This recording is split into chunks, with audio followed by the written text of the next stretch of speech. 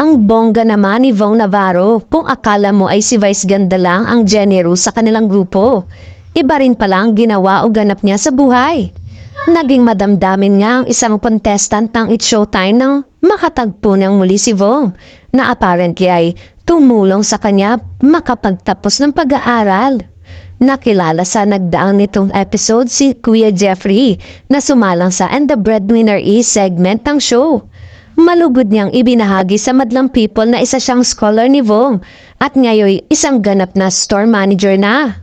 Kwento ni Jeffrey nang dahil sa scholarship na kanyang natanggap noon pang 2012, natulungan din niyang magtapos afterwards ang kanyang mga kapatid.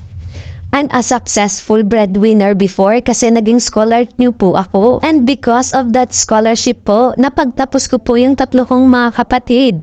I'm so happy and thankful po sa Showtime lalo na kay Sir Vong Navarro sa scholarship po, sabi pa ni Kuya Jeffrey. Way back 2012 pa po yun kaya eto na po yung chance ko para magpasalamat po sa buong team ng It's Showtime. Kasi kayo po yung nagbigay ng kulay at pag-asa sa akin broken family. At dahil sa inyo, napagtapos ko yung ibang mga kapatid ko. And marami na po kaming breadwinner. Hindi lang po ako. Dugtong pa niya. Laking gulat nga ni Vong na makakatagpo niya ang kanyang scholar at inamin niyang naluluha rin siyang makitang nagtagumpay sa buhay ang kanyang pinag-aral noon.